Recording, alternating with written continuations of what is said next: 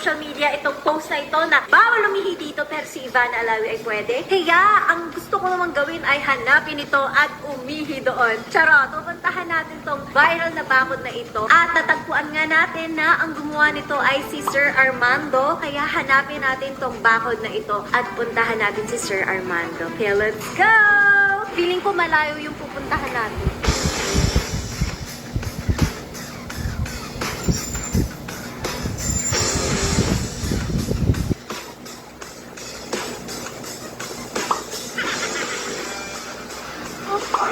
Napakalayo naman ang bakod mo. Nandiyan na kayo mga parday.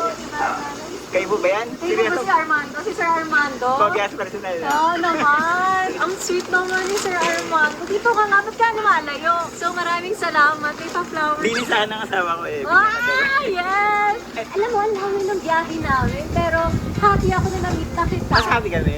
Ah! Pero sigurado kayo yan. Hindi ako. Parang nga mga paniwala. Sponsor po ako. Totoo ba? Totoo ba to? Kalimutin nyo nga. Kurutin nyo nga. Kailan ba ginawa yung bakod na yun? Almost 2 years ago eh. Ha? 2 years ago?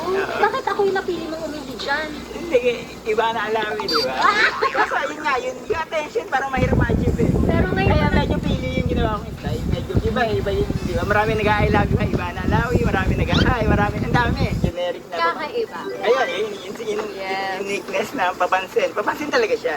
Pero at least 2 years ago, eto siya. Nandito ako na iba na alawi, tintahan.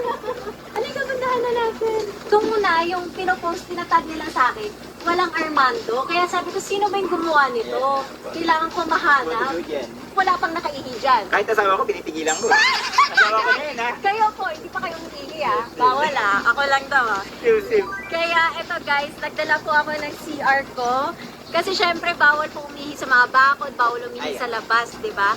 Kaya naman po, may dala po talaga akong CR kong sarili. Tchanan! O guys, halika, tingnan niyo yung CR natin. Tchanan! Papakinggan ni Sir Armando kung talaga bang iihi ako o charot-charot lang. Dapat may mic pala. No?